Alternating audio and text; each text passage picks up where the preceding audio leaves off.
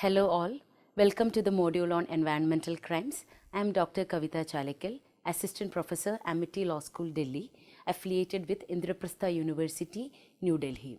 I hope you are familiar with the various topics of environmental law under the module on environment. Here we will be discussing a concept of environmental crimes, which is one of the emerging threats in environmental protection, conservation and management. An environmental crime is any deliberate or careless act that harms the environment in violation of the laws prohibiting the same.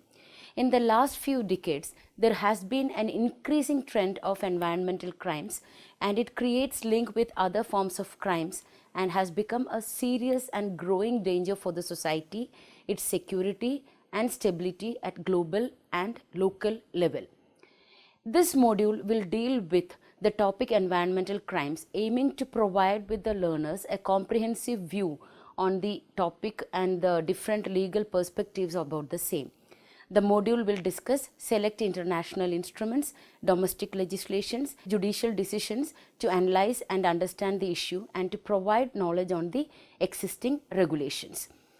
Environmental crime is a collective term which describes a range of illegal activities harming the environment and aimed at benefiting individuals or groups from the exploitation of, damage to, or trade or theft of natural resources.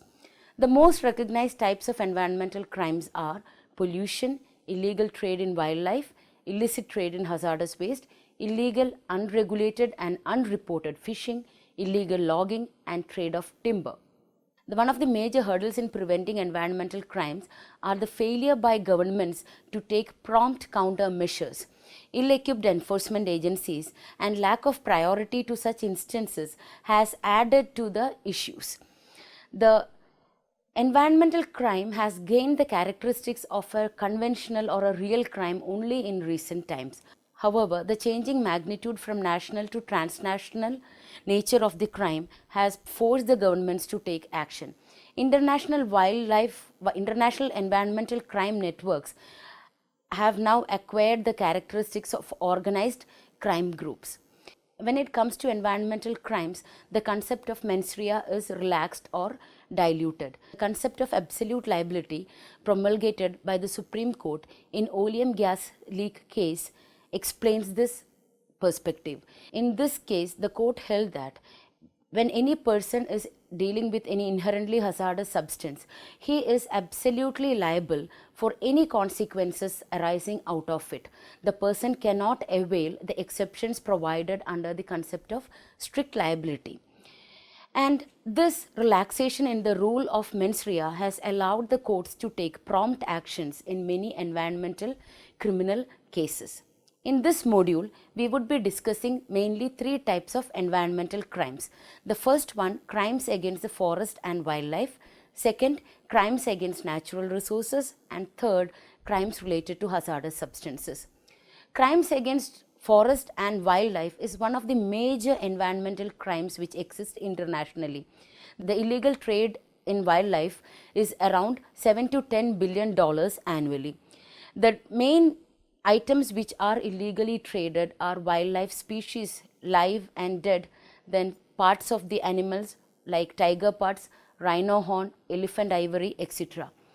The rising demand from booming economies, especially for the use in traditional medicines, has also made it more profitable for these international criminal groups to engage in crimes against wildlife and forest. The trafficking of live animals also comes under this type of environmental crime. Second category, the crimes against natural resources, which deals with crimes against air, water, land and noise. The main reason for the crime against natural resources is rapid industrialization, urbanization and motorization. Air, water and land is polluted by use of fossil fuels, release of untreated effluents, both trade, industrial sewage effluents and fertilizer runoff from farming systems, e-waste, municipal solid waste, etc. The pollution consequences are acute and chronic illnesses to human beings and other life forms. It also destroys natural ecosystems, it threatens endangered wildlife and creates poor quality and harmful living conditions. 95% of the population of developing countries are adversely impacted from the pollution against natural resources. The third category of environmental crime we are discussing is crimes relating to hazardous substances. Hazardous wastes are byproducts of various industries. Proper treatment of these toxic substances are very expensive and difficult.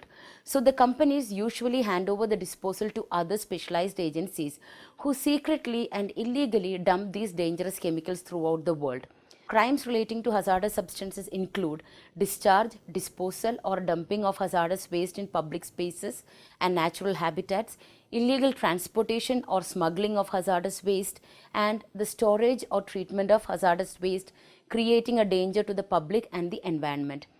Illegal hazardous waste dump sites are actually environmental time bombs, and the contamination created out of these hazardous substances risk contamination of drinking water, soil, and permanent damage to ecosystems. Now we move on to the next topic, that is international law and environmental crime. International law provides a platform for the states to come together and frame a standardized guideline or rules for protection and conservation of environment. The major efforts in modern international law started with the Stockholm Conference 1972, which was the first ever truly international intergovernmental conference devoted solely to environmental issues. This created international awareness on environmental degradation and prompted the countries to make legislations for protecting the environment and its elements. The Rio Declaration 1992 supported the domestic legal frameworks further in attaining the goal of sustainable development. The major international legal instruments which deals with environmental crimes are the Convention on Biological Diversity 1992, the Convention on International Trade in Endangered Species of Wild Fauna and Flora 1973, the Convention on Protection of Migratory Species of Wild Animals 1979, the Basel Convention on the Control of Transboundary Movements of Hazardous Waste and their Disposal 1989, the Stockholm Convention on the Persistent Organic Pollutant 2001, and the Rotterdam Convention on the Prior Informed Consent Procedure for Certain Hazardous Chemicals and Pesticides in International Trade 1998. However, for the purpose of the module, we will be discussing mainly 4 international agreements. The first one is the Convention on International Trade in Endangered Species of Wild Fauna and Flora, commonly known as the CITES 1973. The CITES 1973 was formulated to regulate international trade on wildlife. It is a legally binding treaty and currently protects more than 5,000 species of animals and 29,000 species of plant. It encourages the domestic states, it encourages the nations to adopt domestic legislation to ensure implementation of its objective. It works on the concept of permit. The permit and it prohibits international trade in any of the listed species without its prior permission. It also states that the parties are obliged to take appropriate measures, including penal measures, to prevent violation of the convention provisions through penalization and confiscation and return of traded goods. The next convention we are dealing with is the Convention on Protection of Migratory Species of Wild Animals 1972. This is the first international treaty which dealt with migratory species. This is an umbrella convention which provides for regional and multilateral arrangements between the parties to the convention to come up with measures for protection of migratory species of wild animals in their migratory range. The next one is the Basel Convention on the Control of Transboundary Movement of Hazardous Waste and their Disposal 1989.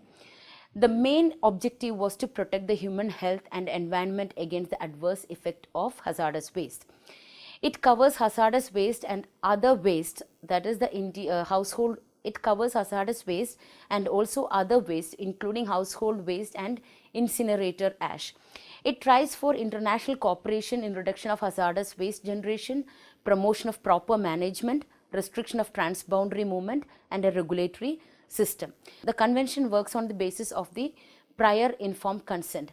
The state of export shall notify the states of import and transit and provide them with detailed information on the intended movement of the hazardous waste. And the movement is only possible when all states have given their written consent.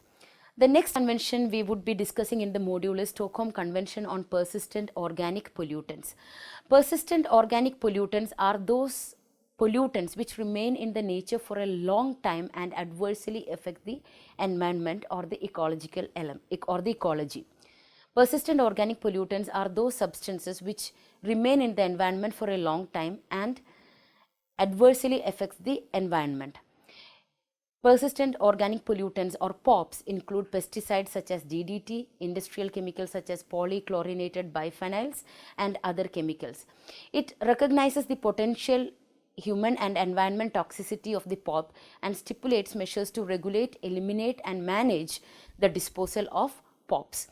The Rotterdam Convention on the Prior Informed Consent Procedure for certain hazardous chemicals and pesticides in the international trade deals with the pesticide and industrial chemicals that have been banned or severely restricted for health or environmental reasons by the parties. This creates legally binding obligations on the states with regard to the implementation of prior informed consent procedure, and it also encourages the environmentally sound use of the hazardous chemicals.